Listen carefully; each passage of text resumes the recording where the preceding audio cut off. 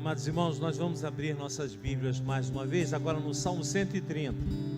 Salmo 130. Um grito por socorro. Salmo 130.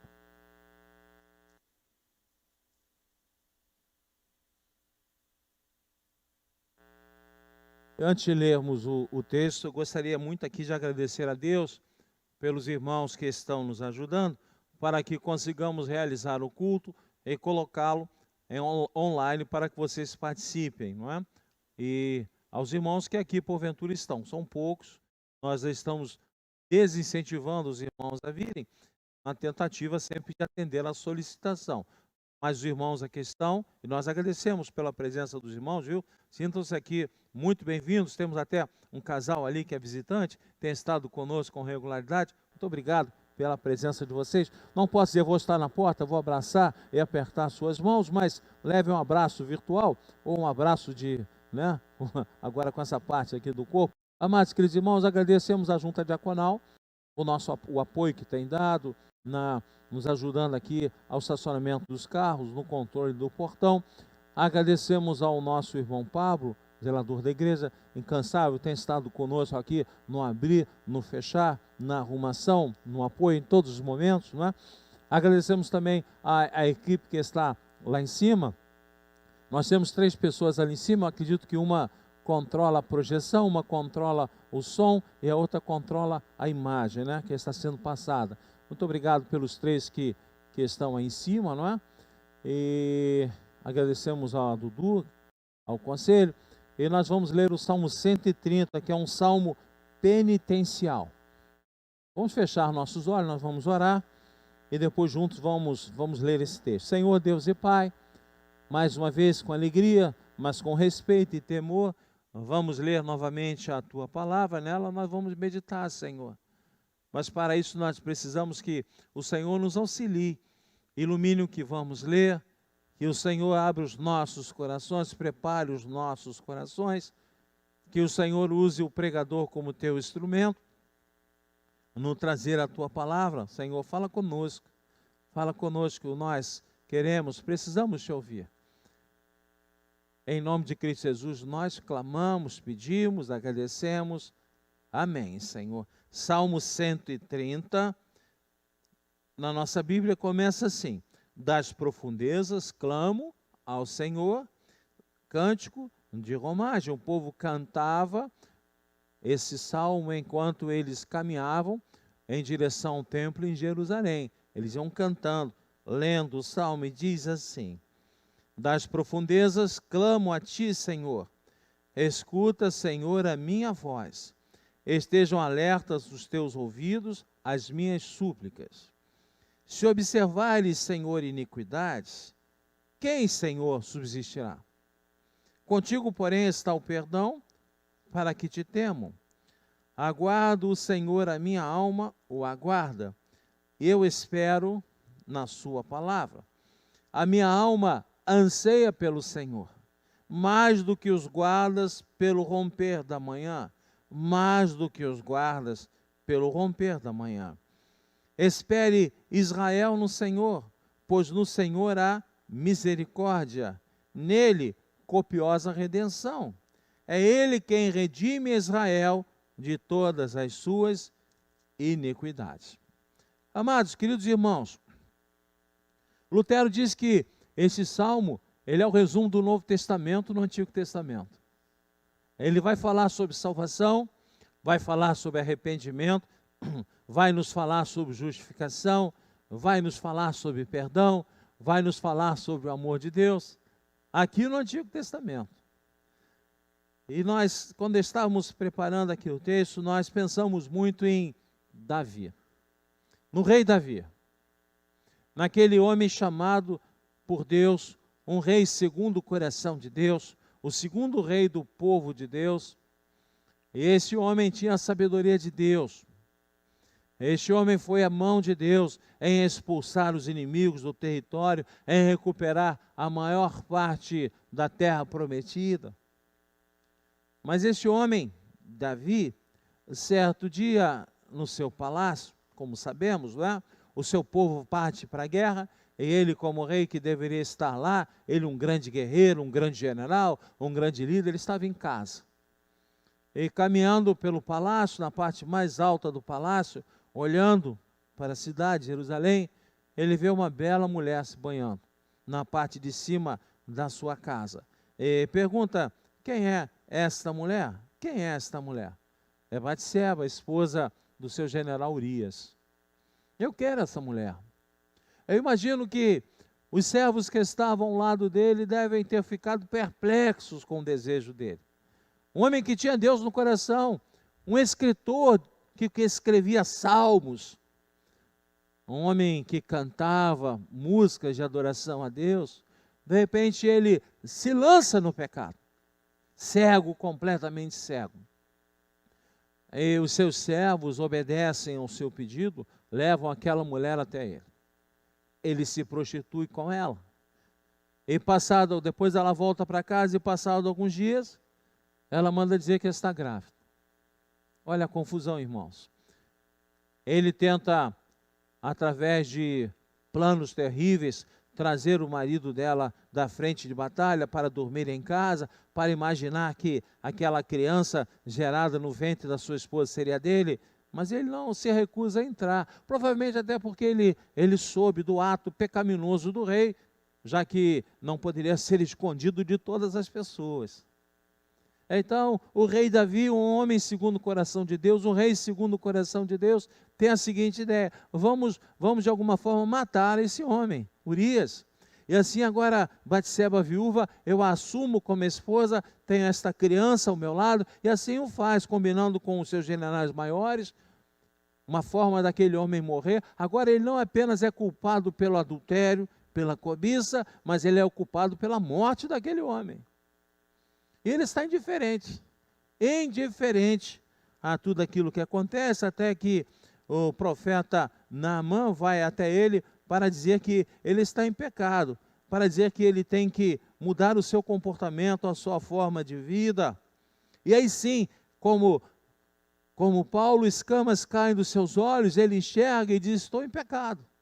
Amados queridos irmãos, o pecado é terrível, o pecado é destruidor. Muitos pastores não gostam de falar em pecado, omitem e dizem assim: pequenos desvios, algumas transgressões. Pecado é pecado.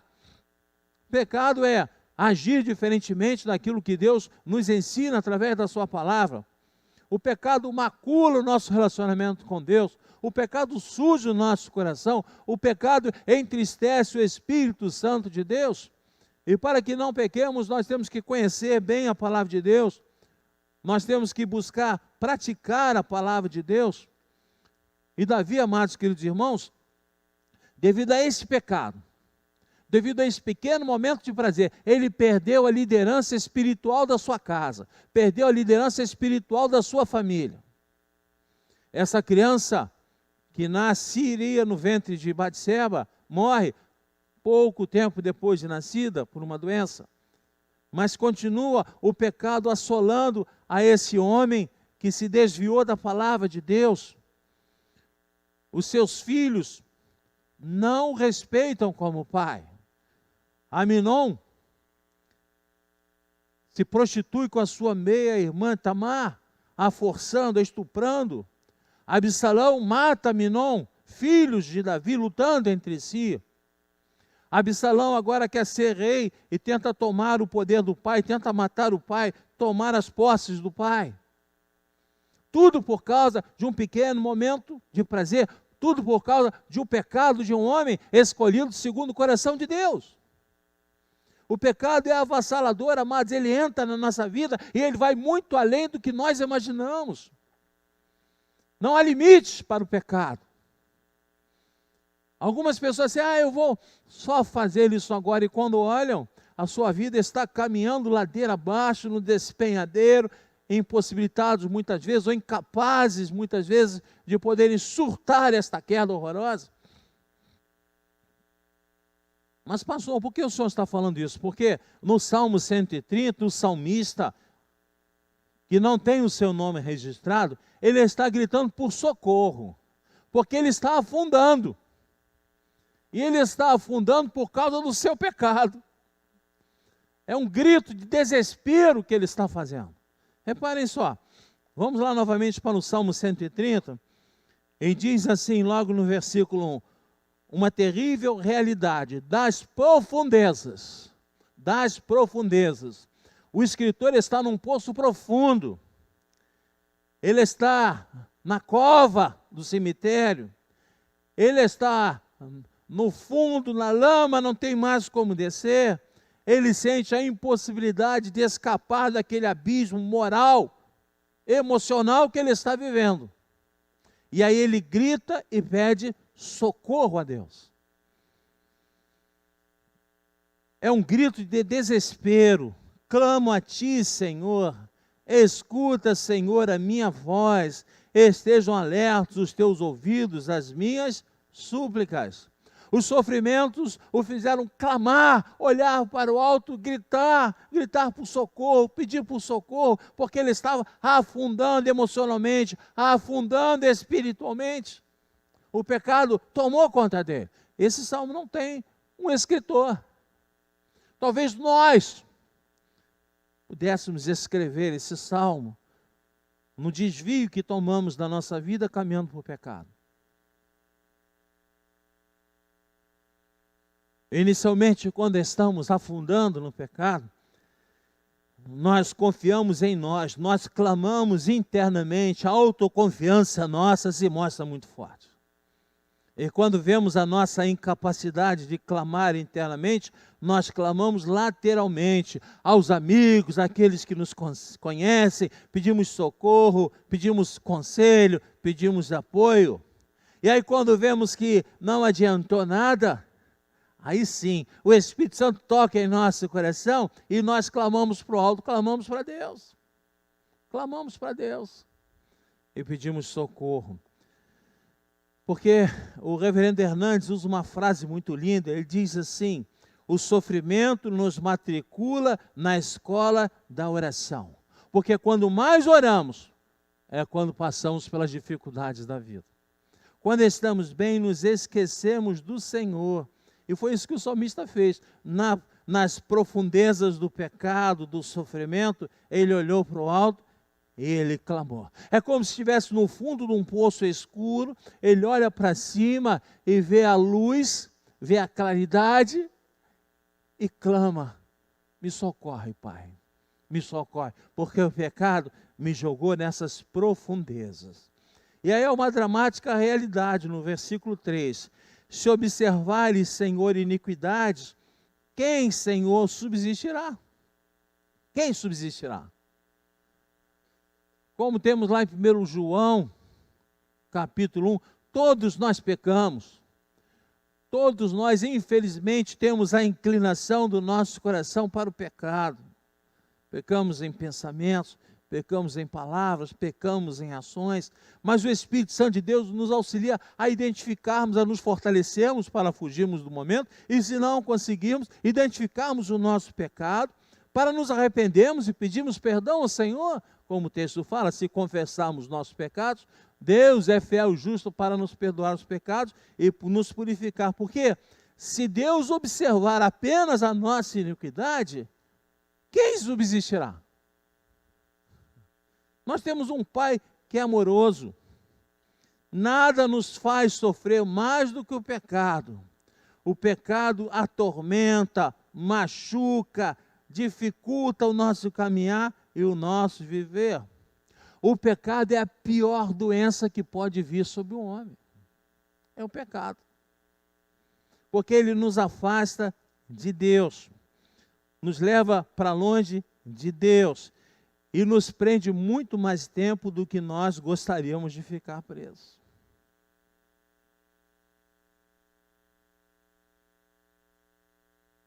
Mas temos um versículo 4, algo que nos anima. Um perdão restaurador. Contigo, porém, Senhor, está o perdão para que te temam. Ao invés de nos condenar pelos nossos pecados, Deus pode cancelar. Deus pode perdoar. Deus pode esquecer. E muitos abusando da graça de Deus, assim, então eu vou pecar à vontade. Eu conheci certa vez um presbítero, um homem já de idade, que dizia assim: eu sou predestinado, eu vou pecar à vontade. Será que ele era predestinado? Esse não é pensamento. Abusamos da graça de Deus, do amor de Deus. Esse não pode ser o pensamento de um convertido, de alguém que é transformado. O nosso pensamento é nos afastarmos do pecado, mas se cairmos, tombarmos, clamarmos ao Senhor que Ele tem amor por nós para nos perdoar, para nos restaurar. E esse perdão de Deus traz sobre nós gratidão, traz sobre nós reverência e traz a nós temor a Deus. E aí vem um desejo profundo nos versículos 5 e 6. Aguardo o Senhor, a minha alma o aguarda, eu espero na sua palavra. A minha alma anseia pelo Senhor mais do que os guardas pelo romper da manhã. Mais do que os guardas pelo romper da manhã. O que é que um guarda mais deseja que aconteça durante a noite de trabalho, de vigia que ele tem? É que amanhã chegue, que volte à claridade, que ele tenha certeza que nada de ruim pode acontecer, e agora ele tem a visão total de tudo que está em seu redor, e ele poderá descansar. O vigia anseia pela chegada da manhã, como nós também ansiamos pela chegada de Cristo Jesus. Repare, esse salmo ele está apontando para a vinda do Messias. É por isso que Lutero diz, é um pequeno resumo do Novo Testamento no Antigo Testamento. Aqueles que são perdoados por Deus, arrancados das profundezas, não só temem a Deus, mas anseiam por Ele e esperam a sua palavra. E querem desfrutar da intimidade de Deus, do amor de Deus, da presença de Deus. E agora vem um conselho sábio no versículo 7. Versículo 7. Espere Israel no Senhor, pois no Senhor há misericórdia, nele copiosa redenção. Aquele que recebe o perdão é restaurado por Deus, agora ele reparte com os outros a salvação, a transformação.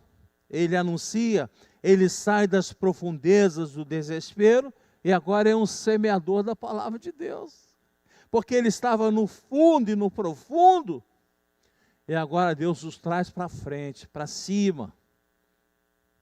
Isso me lembra muito aquele texto de Jesus quando entra no templo, e há um homem no canto, encostado, escondido, nas sombras da parede, porque ele tinha uma mão ressequida, doente,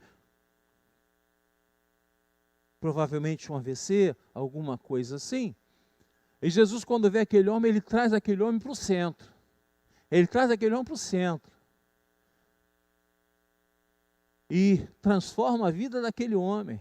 Mas é isso que o Senhor faz conosco. Nos tira do canto, do escuro, do sofrimento, do pecado, e nos traz ao meio. Porque Jesus Cristo nos redime. Jesus Cristo nos justifica. Jesus Cristo nos dá uma nova vida. E aí vem a verdadeira consolação no versículo 8. É Ele, Deus, quem redime a Israel de todas as suas iniquidades. O povo de Deus, a igreja de Deus só está em pé pelo amor de Deus. E podemos dizer que até aqui o Senhor nos tem ajudado. Até aqui o Senhor nos tem confortado. Amados, queridos irmãos, é uma miniatura do Evangelho. E agora que entendemos perfeitamente esse texto, podemos tentar pegar 4 pontos aí para continuarmos conversando e guardarmos. Primeiro é o clamor. É o clamor. Primeiro é o entendimento de que a vida do homem, a nossa vida, não poderia continuar como estávamos vivendo. Havia alguma coisa diferente, alguma coisa estranha. O coração do homem, de repente, ele anseia por uma transformação, ele anseia por uma mudança, ele anseia por uma nova vida. E é o primeiro ponto desse salmo, é o clamor. O clamor. Lá em 1 Pedro, capítulo 2, versículo 11, se nós somos peregrinos, forasteiros, caminhando para a nossa pátria celestial. Não somos daqui. A nossa pátria é no céu.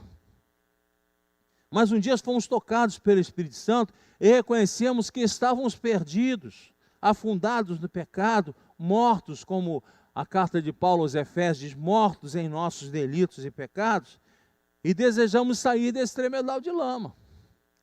Então, amados queridos irmãos, o primeiro momento na salvação, na transformação do homem, é esse toque do Espírito Santo, como houve no filho pródigo, de dizer assim: estou longe da casa do meu pai.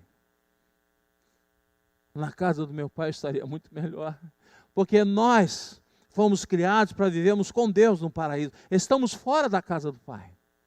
E um dia, o Espírito Santo, ao tocar o nosso coração abatido, deprimido, de uma alma afastada de Deus, nos faz lembrar do amor de Deus. Esse foi o primeiro clamor do salmista: das profundezas eu clamo. E aí vem o segundo ponto, o reconhecimento do pecado. Reconhecemos que estávamos pecados, estávamos desviados da palavra de Deus, éramos como ovelhas sem pastor, não conhecíamos o caminho, e aí nós pedimos a Deus perdão. Olha lá, olha o Espírito Santo, Ele não apenas toca o nosso coração, como Ele faz nós entendemos que estamos pecando, Ele faz nós entendemos da necessidade da transformação da nossa vida, de uma mudança radical na nossa vida. Tomado pela angústia, o peregrino levanta os olhos para o Senhor e vê na graça de Deus a esperança do perdão. Ele diz: Senhor, se tu olhares para as nossas iniquidades, quem subsistirá? E aí vem o terceiro ponto maravilhoso, a esperança. O salmista diz da graça de estar no fundo do poço e ser trazido para fora, ansiando imensamente pelo romper da manhã, como um guarda, um vigia, que espera a chegada do sol. Ao olhar para o lado, provavelmente, o salmista se viu ao lado de outros peregrinos, e como alguém que tem um testemunho para dar, ele diz: meus irmãos, esperem no Senhor, porque nele existe abundante redenção. E agora vem o sentido da vida. Agora podemos desfrutar das maravilhas celestiais. Agora podemos viver para a glória e para a honra de Deus. Que notícia maravilhosa! Entendemos e compreendemos que o amor de Deus nos fez sentir que estamos no fundo do poço, que o amor de Deus nos permite perdoar os nossos pecados, que o amor de Deus providenciou a nossa redenção, a nossa recuperação em Cristo Jesus, que pagou por nossos pecados, morreu por nós, e agora estamos justificados. Amados, às vezes nós não damos tanta importância, não é? O mundo, mas não preciso me aceitar a Jesus agora. A coisa é tão séria, é tão perigosa, que o livro de Romanos diz que nós éramos inimigos de Deus. O homem que não é convertido, não é transformado, é inimigo de Deus. Vocês imaginam o que é ser inimigo de Deus? É o homem que não aceitou Jesus Cristo como seu Salvador. É aquele que jamais poderá estar face a face com Deus, porque não há possibilidade de pecador estar à frente de Deus. Amados queridos, olhem só, nós vivemos com tantos medos, e nós não temos medo da ira de Deus sobre nós, não temos medo de sermos inimigos de Deus. O peso do pecado é terrível. O peso do pecado é terrível. Como se lançar nos braços de Deus? Como se lançar nos braços de Deus? No Antigo Testamento havia uma vítima sacrificial, um cordeiro, um animal que era imolado no lugar dos pecados dos homens. Mas no Novo Testamento somos informados que Jesus Cristo é o Cordeiro de Deus. Ele foi imolado, Ele morreu por nós, Ele levou os nossos pecados. Agora, Dudu vai tocar e nós vamos pensar, né? Nós vamos pensar. Entendi, pastor, entendi. Poxa, é isso aí mesmo, não é? Estamos afastados de Deus como salmista nesse salmo de penitência, salmo 130, estamos afundando, reconhecemos a necessidade de mudar, mas temos pecados. Como é que nós podemos nos transformar com pecados, a não ser que seja pelo amor de Deus, pela misericórdia de Deus. E aí Jesus Cristo então veio para nos transformar, veio para nos lavar, e nós ansiamos imensamente. O homem anseia imensamente pela presença de Deus, pela transformação e pelo voltar de Jesus Cristo. Amados queridos irmãos, vamos trazer para a nossa realidade hoje, a realidade do rotavírus, né? Nós já vimos que são os momentos difíceis que nos levam para a escola da oração. Dificilmente oramos agradecimento a Deus. Dificilmente oramos reconhecendo as maravilhas de Deus. Mas nos momentos difíceis, nós clamamos, oramos, choramos e buscamos segurar nas mãos de Deus. Certa vez, duas esposas de pastores estavam conversando. E elas falavam sobre as dificuldades do trabalho, da vida da igreja. Dificuldades da igreja, dificuldades de sustento, financeiras.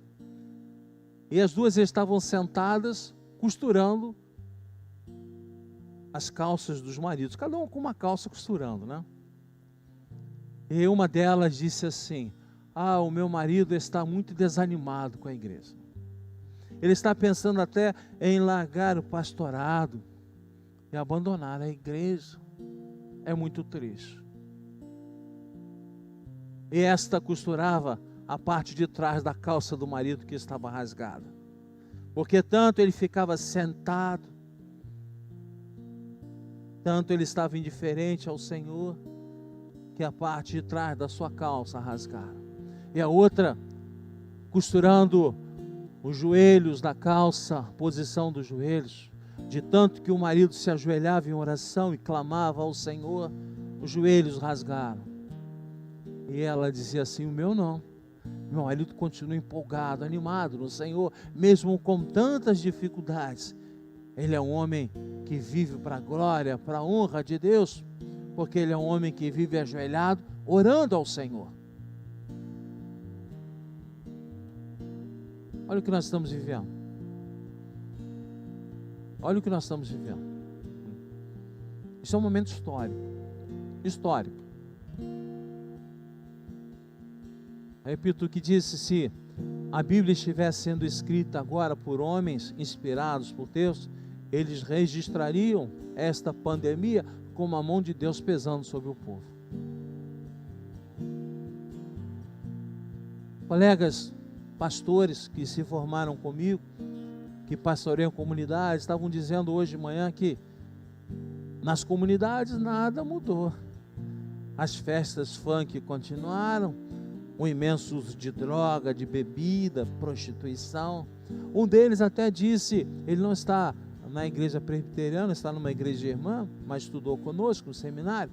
Ele diz assim: estávamos praticando a ceia de manhã na nossa igreja e o baile funk estava terminando.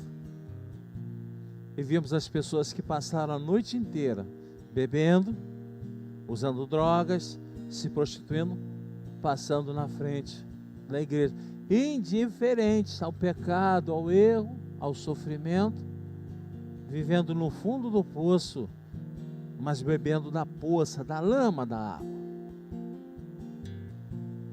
Esse irmão, pastor, ele falou assim: olha, na minha comunidade, nós usamos um pão único, Roberto, é um pão único, em que as pessoas vão à frente, tiram um pedaço do pão e se alimentam, uma comunidade pequena. E ele falou: devido à situação, ao orarmos na frente do povo, eu lavei bem as minhas mãos com álcool gel e fui tirando para cada um pedaço do pão, para que ele participe da ceia. A ceia continua havendo, mas lembrando que estamos em momento de batalha. Eu ousaria dizer para os irmãos, estamos no momento de uma batalha espiritual entre o pecado e a salvação. Em poucos dias, irmãos, nós teremos a libertação dessa doença. Mas e as outras que virão? porque a batalha espiritual continua. Portanto, eu acho que o grande resumo da pregação de hoje é dizer: está no momento. Está no momento de aceitarmos o Senhor. Está no momento realmente de querermos sair do fundo desse poço. Está no momento de segurarmos na mão de Deus que nos levanta, desse Deus que nos ama e pode perdoar os nossos pecados, que pode esquecer dos nossos pecados, desse Deus que não mais nos chamará de inimigos, mas nos chamará de filhos.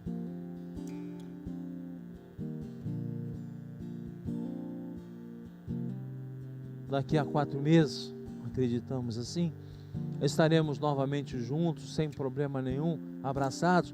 Esperamos até muito antes, mas certamente daqui a 4 meses estaremos, né? Nos confraternizando e dizendo assim: a mão de Deus está levantada sobre nós para nos guardar e nos proteger. Então, nesse momento nós pensamos, nós que aqui estamos, vocês que estão em casa, por que não saímos ainda do fundo desse poço? Por que o nosso país está lá embaixo e não se levantou? Por que o nosso povo está lá? Se basta olhar para cima, olhar para Deus e sentir o amor dele.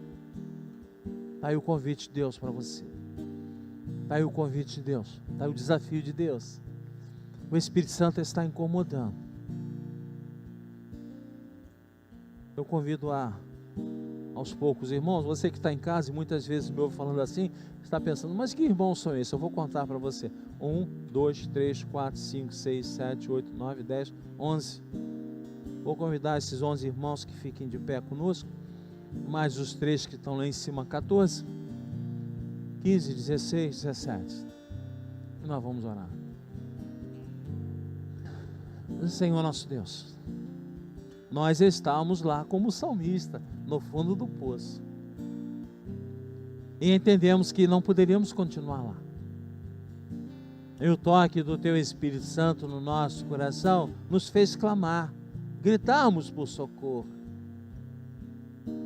E o Teu Espírito Santo tocando em nosso coração também nos deu a certeza de que o Teu perdão vem sobre nós, porque Jesus Cristo, fruto do Teu amor por nós, veio ao mundo para pagar por nossos pecados. E agora estamos justificados, Senhor. Não somos mais Teus inimigos. Agora o Senhor nos chama de filhos. A Tua graça veio sobre nós. E nós clamamos, Senhor Deus, pela nossa pátria. Nós clamamos, Senhor Deus, pelo nosso país. Nós clamamos, Senhor Deus, pelas pessoas que estão vivendo ao longo deste mundo em descrédito contigo, afastados de Ti, Senhor Deus, sofrendo, lutando por paz, quando o Teu amor é derramado de forma maravilhosa sobre aqueles a quem Tu amas. Nós pedimos, Senhor Deus, faz-nos pensar, faz-nos pensar, faz-nos pensar, que o nosso povo anseie como guarda pela chegada da manhã, que desejemos ardentemente, Senhor Deus, a luz da salvação em Cristo Jesus sobre nós, e que desejemos mais intensamente a volta de Cristo, que nos levará como igreja preciosa.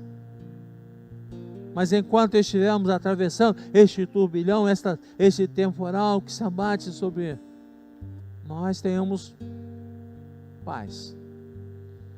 A paz de Cristo que nos diz: deixe-vos a paz. A paz de Cristo que é diferente do mundo. Tenhamos esperança. Tenhamos fé. Porque o temporal vai passar. Leva-nos em paz. Prepara-nos, Senhor Deus, para esta semana, que dizem que será uma semana difícil, mas que estejamos firmes nas Tuas mãos, porque o Senhor nos resgatou. E que a graça maravilhosa de nosso Senhor e Salvador Jesus Cristo, o amor insondável, incomparável de Deus Pai, o consolo e o conforto do Espírito Santo, estejam sobre nós, sobre todo o teu povo, hoje e por todo sempre. Amém. Podemos sentar e vamos louvar a Deus.